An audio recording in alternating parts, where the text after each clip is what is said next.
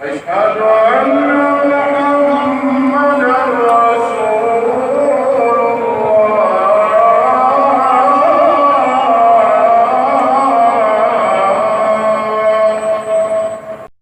بسم اللہ الرحمن الرحیم۔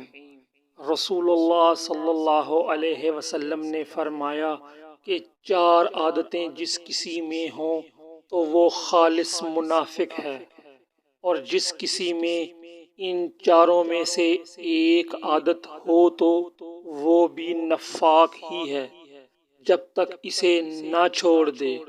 وہ یہ ہیں: جب اسے امین بنایا جائے تو امانت میں خیانت کرے اور بات کرتے وقت جھوٹ بولے، اور جب کسی سے عہد کرے تو اسے پورا نہ کرے، اور جب کسی سے لڑے تو گالیوں پر اتر آئے۔ صحیح بخاری حدیث نمبر 34۔ بسم اللہ الرحمن الرحیم۔ رسول اللہ صلی اللہ علیہ وسلم نے فرمایا، جو شخص شب قدر ایمان کے ساتھ محض ثواب آخرت کے لیے ذکر و عبادت میں گزارے، اس کے گزشتہ گناہ بخش دیے جاتے ہیں۔ صحیح بخاری حدیث نمبر 35۔ بسم اللہ الرحمن الرحیم۔ آپ صلی اللہ علیہ وسلم نے فرمایا کہ جو شخص اللہ کی راہ میں جہاد کے لیے نکلا، اللہ اس کا ضامن ہو گیا۔ اللہ تعالیٰ فرماتا ہے، اس کو میری ذات پر یقین اور میرے پیغمبروں کی تصدیق نے اس سرفروشی کے لیے گھر سے نکالا ہے۔ میں اس بات کا ضامن ہوں کہ یا تو اس کو واپس کر دوں ثواب اور مال غنیمت کے ساتھ، یا شہید ہونے کے بعد جنت میں داخل کر دوں۔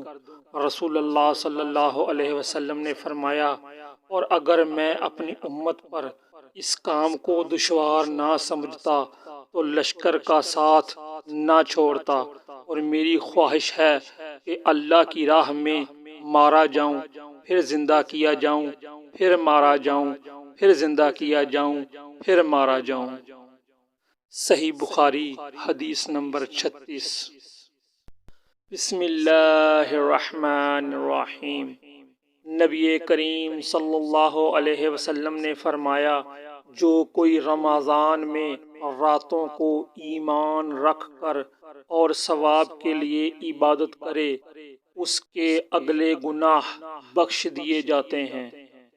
صحیح بخاری حدیث نمبر 37۔ بسم اللہ الرحمن الرحیم۔ نبی کریم صلی اللہ علیہ وسلم نے فرمایا، جس نے رمضان کے روزے ایمان اور خالص نیت کے ساتھ رکھے، اس کے پچھلے گناہ بخش دیے گئے۔ صحیح بخاری حدیث نمبر 38۔ بسم اللہ الرحمن الرحیم۔ نبی کریم صلی اللہ علیہ وسلم نے فرمایا، بے شک دین آسان ہے، اور جو شخص دین میں سختی اختیار کرے گا تو دین اس پر غالب آ جائے گا اور اس کی سختی نہ چل سکے گی۔ بس اس لیے اپنے عمل میں پختگی اختیار کرو، اور جہاں تک ممکن ہو میانہ روی برتو، اور خوش ہو جاؤ کہ اس طرز عمل سے تم کو دارین کے فوائد حاصل ہوں گے، اور صبح اور دوپہر اور شام اور کس قدر رات میں عبادت سے مدد حاصل کرو۔ نماز 5 وقت بھی مراد ہو سکتی ہے کہ پابندی سے ادا کرو۔ صحیح بخاری حدیث نمبر 39۔ بسم اللہ الرحمن الرحیم۔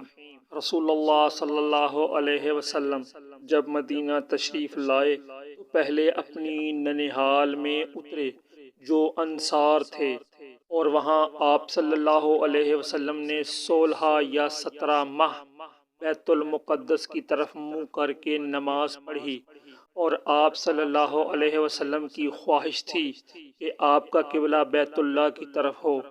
جب بیت اللہ کی طرف نماز پڑھنے کا حکم ہو گیا تو سب سے پہلی نماز جو آپ صلی اللہ علیہ وسلم نے بیت اللہ کی طرف پڑھی عصر کی نماز تھی۔ وہاں آپ صلی اللہ علیہ وسلم کے ساتھ لوگوں نے بھی نماز پڑھی۔ پھر آپ کے ساتھ نماز پڑھنے والوں میں سے ایک آدمی نکلا اور اس کا مسجد بنی حارث کی طرف گزر ہوا تو وہ لوگ رکوع میں تھے۔ وہ بولا کہ اللہ کی گواہی دیتا ہوں کہ میں نے رسول اللہ صلی اللہ علیہ وسلم کے ساتھ مکہ کی طرف منہ کر کے نماز پڑھی ہے۔ یہ سن کر وہ لوگ اسی حالت میں بیت اللہ کی طرف گھوم گئے، اور جب رسول اللہ صلی اللہ علیہ وسلم بیت المقدس کی طرف منہ کر کے نماز پڑھا کرتے تھے، یہودی اور عیسائی خوش ہوتے تھے، مگر جب آپ صلی اللہ علیہ وسلم نے بیت اللہ کی طرف منہ پھیر لیا تو انہیں یہ امر ناگوار ہوا۔ زہیر ایک راوی کہتے ہیں کہ ہم سے ابو اسحاق نے برہ سے یہ حدیث بھی نقل کی ہے کہ قبلے کی تبدیلی سے پہلے کچھ مسلمان انتقال کر چکے تھے، تو ہمیں یہ معلوم نہ ہو سکا کہ ان کی نمازوں کے بارے میں کیا کہیں۔ تب اللہ نے یہ آیت نازل کی، وَمَا كَانَ اللَّهُ لِيُضِيعَ إِيمَانَكُمْ، سورہ بقرہ آیت نمبر 143، صحیح بخاری حدیث نمبر 40۔ امید ہے کہ آپ ناظرین کو ہماری یہ کاوش ضرور پسند آئی ہوگی۔ ہمیں اپنی دعاؤں میں یاد رکھیے گا اور اس ویڈیو کو زیادہ سے زیادہ شیئر کیجیے گا، یہ نیکی کا کام ہے۔ اور مزید ویڈیو کے لیے ہمارے چینل اسلامک سبسکرائب محمد کو ضرور سبسکرائب کیجیے گا، اور اس ویڈیو کو واٹس ایپ اور فیس بک پر شیئر کیجیے گا۔ السلام علیکم ورحمۃ اللہ وبرکاتہ۔